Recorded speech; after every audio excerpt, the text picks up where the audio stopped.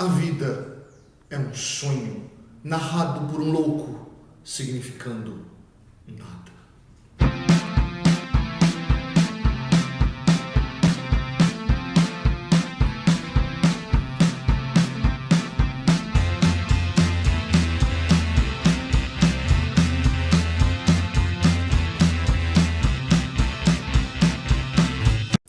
E a videoaula de hoje a gente vai falar sobre teatro. Pois é, vamos falar sobre as origens do teatro, mas vamos focar no seguinte: aqui a gente vai falar sobre o teatro ocidental, o teatro de origem grega. Não vamos falar nada de coisas que liguem a teatro oriental, teatro no japonês, nem nada do gênero. Tá, isso a parada é outra, isso é coisa para outro videoaula, inclusive para alguém mais capaz do que eu para falar sobre isso.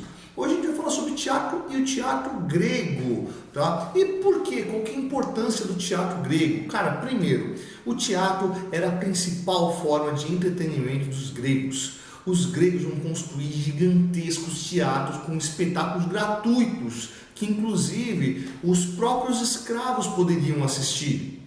Lógico que essas peças de teatro tinham um custo, né? Isso aí tinha algum valor para poder manter ali a montagem de cenário, o pagamento dos atores ou do próprio poeta, né? Não se chamava dramaturgo na época, a palavra é a mesma para todos, poeta, né? Que escrevia essas peças. De onde saía? Isso saía de uma prática que foi conhecida como mecenato, graças a um cidadão ateniense de nome Mecenas. O Mecenas era um cara que patrocinava esses espetáculos públicos com o intuito de ganhar reconhecimento e aí, obviamente, acabar sendo eleito a cargos públicos importantes e ganhando respeito da população. Mas vamos lá, hoje vamos focar no que é o teatro e qual a origem dele. E para começar, vamos começar vendo algumas imagens aí de como eram esses anfiteatros, as verdadeiras arenas do teatro grego.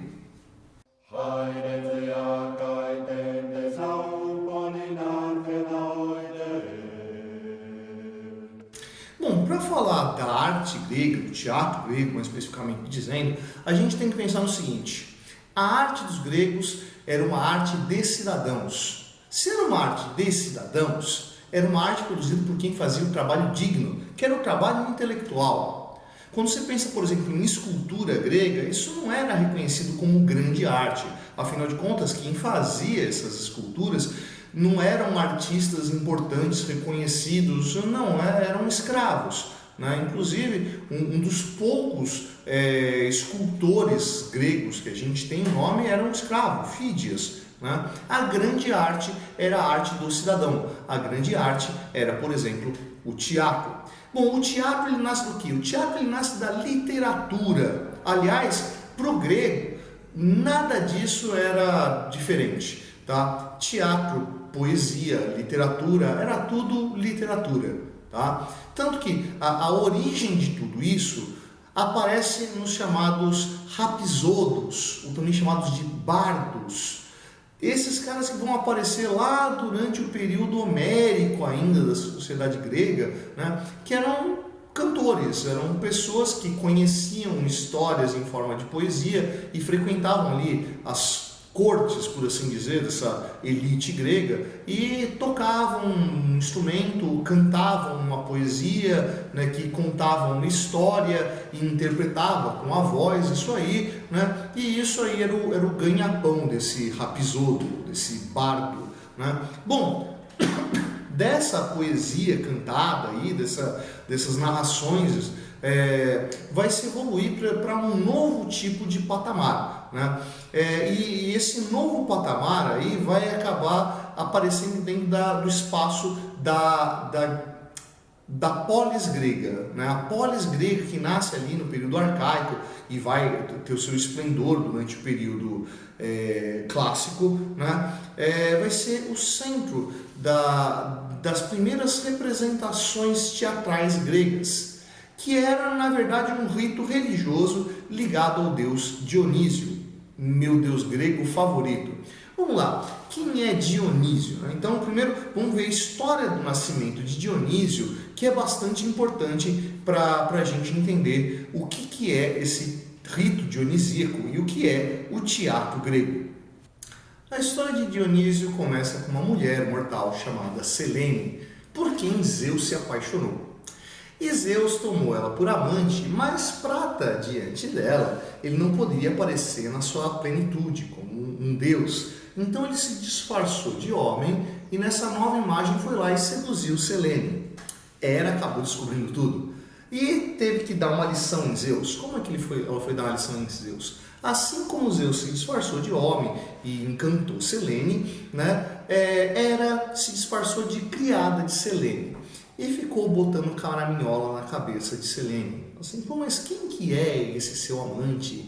Quem que é essa pessoa que sempre vem aqui, e que te fala ajuda de amor, que não conta nada sobre quem é ele, Será que esse cara realmente é uma boa pessoa? Será que esse aí não é um escravo fugido? Será que esse cara não é algum tipo de criminoso que está tentando esconder o passado? Será que esse cara não tem uma outra família? E tanto botou caraminhola na cabeça de Selene, que Selene deu um sacode em Zeus, Chamou a atenção dele, e aí, mas você tem que se revelar para mim, você tem que mostrar quem você é, você tem que dizer quem você é de verdade. E Zeus ali chegou uma hora que ficou numa sinuca de bico e falou, então tenho que mostrar para ela quem sou eu. E se revelou, mostrou-se na sua divindade. Bom, obviamente que nenhum ser humano pode estar lá diante de um Deus tão poderoso, Quando o Zeus se manifesta na sua divindade diante de Selene, ele pulveriza Selene. Só que Selene estava grávida de Dionísio. Obviamente, como Dionísio era filho de um deus, portanto aí a gente pode dizer que ele seria um semideus, ele não foi pulverizado pela força de Zeus. Zeus então abriu a sua coxa, colocou aquele embrião dentro da coxa e gerou ele lá dentro até que ele nascesse. Olha lá, dentro da coxa, a coxa que está ali, raspando nos genitais, então tem a ver com o que de sensualidade. A origem de Dionísio está ligada então a tanto Zeus interpretando um papel de humano que seduz Selene, quanto de Hera, que interpreta um papel de criada e vai lá e enche a cabeça de Selene de ideias e leva à morte dela. Vê, a história de Dionísio está ligado intimamente à ideia do sensual e à ideia da interpretação. Essa imagem de Dionísio vai transformar ele no deus da festa, no deus do vinho e no deus do teatro. Esse deus altamente festivo, ele também é, de certo ponto, melancólico. Então, na imagem de Dionísio, você vai encontrar tanto a festividade quanto a melancolia. E é a partir das sacerdotisas de Dionísio, chamados de Mênades, que vai surgir a expressão do teatro grego como a gente conhece.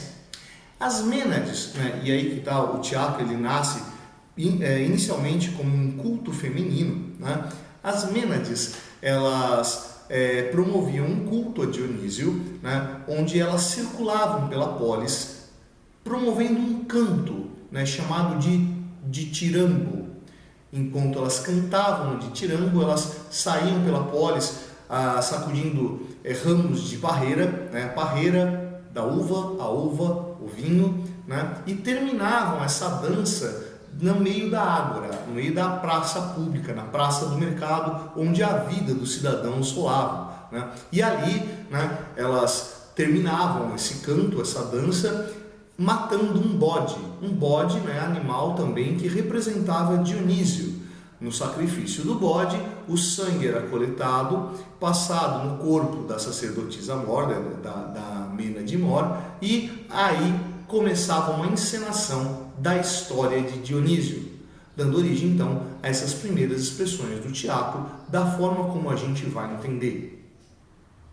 As histórias dos Rapisodos, lá da origem, misturados com o rito das sacerdotisas de Dionísio, vão formar então o que a gente conhece por teatro.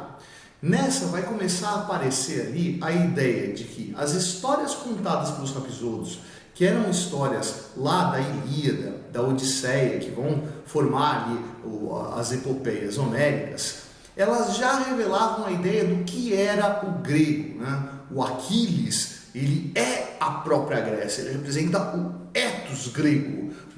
Então, toda a representatividade do que é o grego estava ali na figura do herói, né, que personificava o que era o sentimento coletivo, o que era aquela sociedade. Essa figura, então, ele vai começar a ter um destaque dentro da história contada. Lembra que ela começa ali com o ditirambo, né? Aliás, durante todo o teatro clássico, antes da peça ser encenada, tinha o ditirambo, tinha a dança das Mênades, né? E aí, depois do sacrifício do bode, a peça, depois do sacrifício do bode, começa a encenação, que era longa, tá? Geralmente, as peças gregas, elas eram compostas por três, né? Era uma tríade, né? Onde em três fases aparecia ali um composto da história como um todo, né? Você acha que é só o cinema atual que resolveu fazer trilogia? Não, isso aí já vem dos gregos, né? Então, essa figura que vai começar a se destacar vai ser aquele que vai sair do meio do coro, né? Então, vamos ver, o teatro grego, né, na origem, ele era uma ampliação da história contada pelo Rapisodo.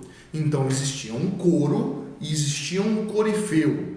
O corifeu era aquele que começava o canto e que era seguido pelo coro. Então, geralmente a peça tinha um corifeu e o coro, né, que se degladiavam ali, narrando a história para que o público ouvisse e compusesse dentro da sua cabeça. A coisa começa a ganhar mais cor ainda a partir de um cara chamado Tespes. O Tespes, pelo que se sabe, era um artista mambembe, né? Um cara que andava com uma carroça e vai criar a figura da persona, né? A persona, que em grego quer dizer máscara, porque o Tespes, ele era um cara que ele mesmo interpretava diversos papéis e para mostrar quando era um personagem e quando era outro, ele colocava uma máscara, depois trocava e depois trocava de novo, né? Aparecendo a cada momento um personagem diferente, né? Que vai compondo a história. Então, começa lá no Rapisodo, né? Vai para a cerimônia das Mênades, chega ao coro, então aparece em Tespes a figura da persona, né? E a persona vai ser importante para esse tipo, a persona máscara, né? Vai ser extremamente importante para esse tipo de teatro, porque lembra das imagens lá do que era o teatro grego, né? Precisava ali que aquele sujeito que estava lá no final do teatro pudesse enxergar o ator e pudesse ouvir o que ele falava. Daí então o ator está utilizando não só a máscara, mas uma série de ornamentos que faziam com que ele ficasse muito maior do que um ser humano normal, com sapatos, com saltos gigantescos, com roupas muito largas, com extensões para braços, para pernas, e a máscara. Se você der uma olhada numa máscara, aí é muito fácil de encontrar, vou até botar algumas imagens aqui, você vai ver que a máscara, ela era maior do que a cabeça comum. Por quê? Tanto para ficar proporcional ao ator, né, transformado numa figura maior, né, dá para imaginar que ele não se mexia muito, quanto pela boca, né, que era uma boca grande, né, e o que acabava dando um direcionamento para a voz. Sabe quando você vai chamar alguém que está longe, você bota a mão na frente da boca, criando um cone que vai dar um som mais direcionado? A máscara tinha esse papel. Então deixava para aquele cara que estava lá no fundo a capacidade de ouvir, né, e ver o personagem, acompanhando ali a história sendo narrada. Vai saindo da imaginação e vai se concretizando dentro da imagem. Sai do conto do Rapisodo, né, que simplesmente narrava a história, chega ao coro e o corifeu que dialogam a história e vai chegar lá no final ao ator, construído por Tespes, que vai representar o que é a história que emana de lá da Ilíada, da Odisseia, desses contos homéricos. A forma clássica do teatro grego vai ser a tragédia, palavra que deriva de traigoi, né, que quer dizer o canto do bode, uma referência lá ao ditirambo. A tragédia, ela é a forma ideal do teatro grego. Para a gente entender o que é isso, vamos pegar aí uma peça clássica grega, bem resumidona, para entender o que é a lógica dela. Então, de forma bem resumida para vocês, Édipo Rei. A história de Édipo começa com o pai dele, Laio, rei de Tebas, que estava lá em Tebas na boa e resolveu ir até o oráculo de Delfos saber qual seria o destino dele. Quando ele chega lá, o oráculo dá para ele uma notícia muito ruim. Fala que o destino dele é terrível, que ele vai ter um filho e o filho dele irá matá-lo. O Laio volta para Tebas decidido a não ter filhos. Quando ele chega, encontra sua esposa, Jocasta, que dá um anúncio para ele. Ela está grávida. Bom, Laio fica com aquilo na cabeça até que nasce a criança e nasce lá um menino. Ele resolve dar um fim, chama um criado, pede para que o criado mate a criança. O criado, com dó de matar a criança sangue frio, leva ele até o meio da mata, cata um gancho, atravessa os calcanhares da criança e pendura ele numa árvore para que o cheiro do sangue atraísse os lobos e os lobos o comessem. Eis que antes que os lobos aparecessem, apareceu um pastor de ovelhas, que encontrou aquela criança lá, recolheu a criança e levou para casa, sem saber que ele era filho do rei de Tebas, Laio. Criou a criança e deu um nome para ele que tem a ver com os pés perfurados. Chamou ele de Édipo. Édipo, que quer dizer pé inchado. Édipo cresceu e quando ele cresce, ele resolve saber qual é o destino dele e vai até o oráculo de Delfos e pergunta: qual é o meu destino? E o oráculo diz: seu destino é terrível, o seu destino é matar o seu pai. E pensa: então o que eu faço? Eu não volto mais para a minha casa. Só que ele não sabia, que aquela pessoa que tinha criado ele não era seu pai, e ele resolve fugir para um local distante. Que local? Tebas. Indo para Tebas, ele encontra um sujeito no meio do caminho com a sua comitiva. Quem que é aquele sujeito? O pai dele, Laio. E ele está num caminho estreito, não tem como passar todo mundo. Laio, que era rei de Tebas, exige que aquele camponês dê a volta e retorne para que ele possa passar. Édipo, muito contrariado com a fala daquele sujeito que ele não sabia quem era, resolveu degladiar com ele e mata o próprio pai. Passou pela morte de Laio, chega até a entrada de Tebas e lá ele encontra uma esfinge, que era de quem Laio estava fugindo. Quando ele encontra a esfinge propõe para ele um enigma. Se ele acertasse o enigma, deixaria que ele passasse. Se errasse, ela o devoraria. Édipo soluciona o enigma da esfinge, a esfinge, pau da vida, se joga no penhasco e se mata, e Édipo é recebido em Tebas como herói. Nessa temos que homenagear o herói. Cadê o rei então para homenagear o herói? Procuremos o rei, encontrar um rei destroçado. Bem, não temos um rei, mas temos um herói, então transformemos um herói em rei. Como? Casemos o herói com a rainha, Jocasta. Sim, Édipo casou-se com a própria mãe, sem saber que era sua mãe. Passado um tempo de Édipo como rei de Tebas, uma praga caiu sobre Tebas e Édipo foi procurar qual era a causa daquilo. E ele vai atrás do oráculo e o oráculo fala que os deuses estão descontentes com ele.